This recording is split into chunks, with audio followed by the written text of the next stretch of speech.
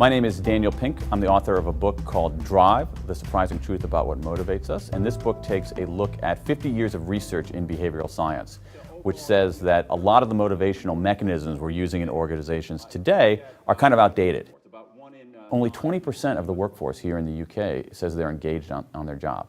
Similar kinds of numbers in the US. We should be alarmed by that. And when you investigate why that is, I think it's because we're running an operating system for motivation that is archaic. What's exciting is that there's a rich body of social science pointing us to a very different direction of how to do things much more effectively.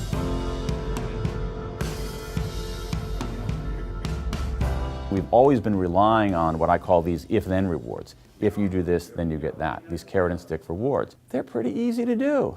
If you do something great, I'll give you 5,000 quid. Now I'm going to go back to my office and answer some email. How do I find out what really motivates you? How do I give you a sense of self-direction? How do I put you in positions where you make progress and I give you ample feedback on that? How do I understand what you're most interested in accomplishing? How do I bring in the why of what you're doing, not only just the how? That's very hard work.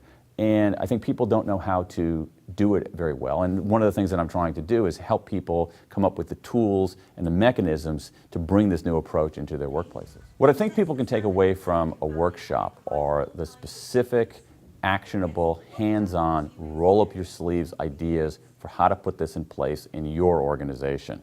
As a writer, it hurts my feelings a little bit to say that books are inadequate. But I think for HR practitioners who want to lead a broader transformation of the workplace, they need a different kind of tool. And that tool, I think, is getting in with some smart people, going through a set of exercises, and leaving with an action plan. I think can be really, really powerful. This is about the only place. It's hard to transform a workplace unless you get at the root question of what really motivates people in that workplace.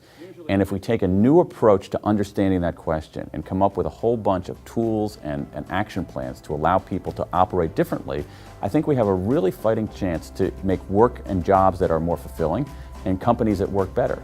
And so I'm excited about the possibilities of putting these ideas into action.